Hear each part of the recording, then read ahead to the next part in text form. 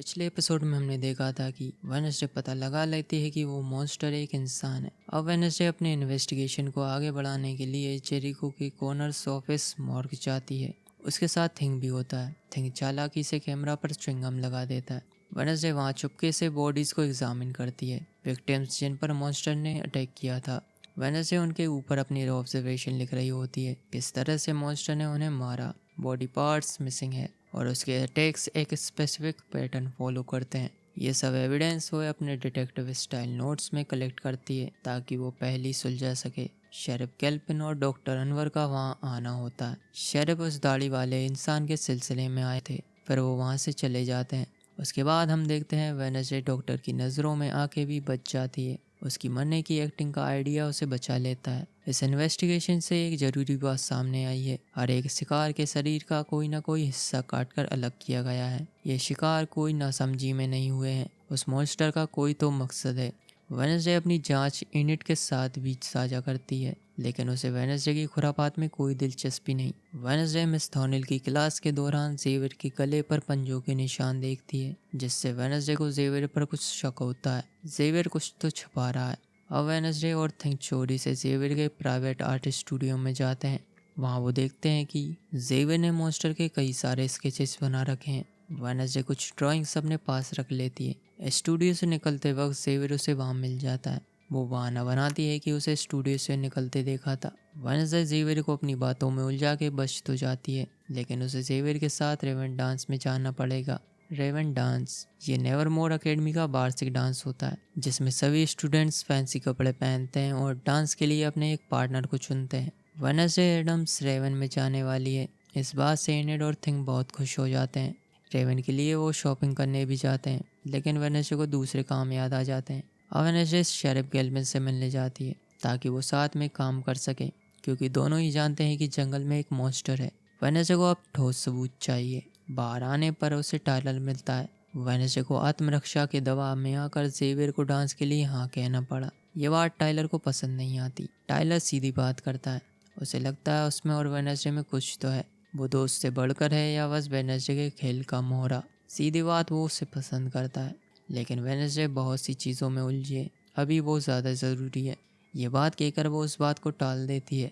थोड़ी देर बाद हम वेडनेसडे और यूजीन को एक साथ एक गुफा में देखते हैं। यूजीन ही वेडनेसडे को यहाँ लेके आया है। उसने पहले भी ये गुफा देखी है। वहाँ से वेडनेसडे को सबूत के तौर पर एक नाखून मिलता है। फिर वेडनेसडे वहाँ से जेवियर के आर्ट स्टूडियो आती है। उसे वहाँ जेवियर का खून मिलता है, कपड़े से पोंछा हुआ। ये जेवियर के गले में लगी चोट का खून है। वेडनेसडे इन दोनों सबूत का डीएनए टेस्ट करवाना चाहती है। अगर ये मैच होता है तो प्रूफ हो जाएगा कि जेवियर ही मॉन्स्टर है। तभी जेवियर वहाँ आ जाता है। वेडनेसडे उस पर मॉन्स्टर होने का इल्ज़ाम लगाती है। जेवियर बताता है कि पिछले कुछ हफ्तों से ये मॉन्स्टर उसके सपने में आ रहा है। जेवियर उसे ब्लॉक नहीं कर पाता, इसलिए वो यहाँ आकर उसे पेंट करता है।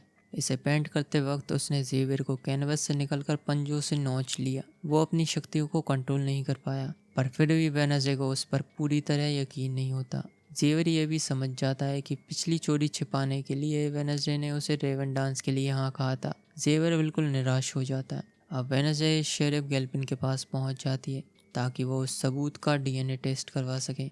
डीएनए टेस्ट रिपोर्ट फाइल कर दी जाती है। नेवरमोर में सब रेवन डांस के लिए एक्साइटेड थे और वेडनेसडे जा रही होती है उस मॉन्स्टर की गुफा में, मॉन्स्टर का पता लगाने। उस मॉन्स्टर के पीछे का चेहरा कौन हो सकता है। यूजीन भी वेडनेसडे के साथ जाएगा। तभी वेडनेसडे के गेट पर दस्तक होती है। देखा था टाइलर आया था। टाइलर को वेडनेसडे का खत मिला था। ये अपने थिंग भैया का काम था। उसने ये रेवन के लिए टाइलर को खत लिखा था। वेडनेसडे को न चाहते हुए भी अब रेवन के लिए जाना पड़ेगा, लेकिन अब ड्रेस कहाँ से आए। थिंग ने उसका भी इंतज़ाम कर लिया था अपने हाथों की सफाई से। ये ड्रेस पहले भी कहीं देखी है।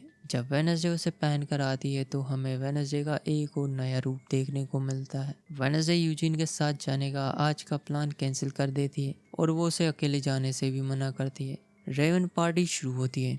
इनेट का पार्टनर लूकस है एजेक्स को जलाने के लिए, क्योंकि उसने उसे धोखा जो दिया था। वेडनेसडे का नया रूप देखकर सब हैरान हो जाते हैं। मौत की महारानी प्रियंका के तो यही शब्द होते हैं। यहाँ हम देखते हैं कि लूकस के इरादे ठीक नहीं होते।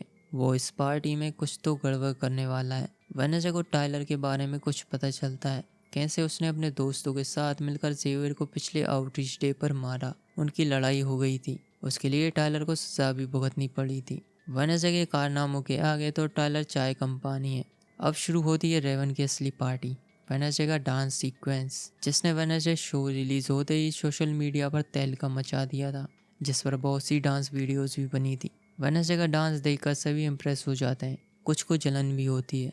यहाँ जेवियर का मूड थोड़ा ज़्यादा ऑफ था क्योंकि उसकी पसंद किसी और के साथ थी। दूसरी तरफ हम देखते हैं कि यूजीन अकेले ही उस गुफा तक चला जाता है। वो वहाँ देखता है कि किसी ने गुफा को जला दिया। अंधेरे की वजह से वो ठीक से देख नहीं पाता। यहाँ हम देखते हैं कि पार्टी अच्छी चल रही होती है, पर तभी अचानक से खून की बारिश होने लगती है। फुल हॉरर वाली फील, सब घबरा जाते हैं। लेकिन ये खून असली नहीं था, यह हरकत थी लूकस वॉकर और उसके दोस्तों की। इनेट को ये पता चल जाता है और यहाँ एजेक्स और इनेट के बीच की गलतफहमी भी दूर हो जाती है। तभी पार्टी की भगदड़ में अचानक से वेडनेसडे को फिर से साई की झलक आती है। भगदड़ में पता ही नहीं चलता किससे टच होने पर उसे झलक आई। वो अपनी साई की झलक में देखती है कि वो मॉन्स्टर यूजिन पर हमला करने वाला है। वेडनेसडे जल्दी से भागकर जंगल जाती है और उसके पीछे मिस थॉर्नेल भी। यूजिन वहाँ से भाग रहा होता है। वेडनेसडे का वहाँ पहुँचने से पहले ही मॉन्स्टर यूजिन पर हमला कर चुका था। और इसी सीन के साथ एपिसोड 4 भी यहीं पर एंड होता है। मिलते हैं अगले एपिसोड में।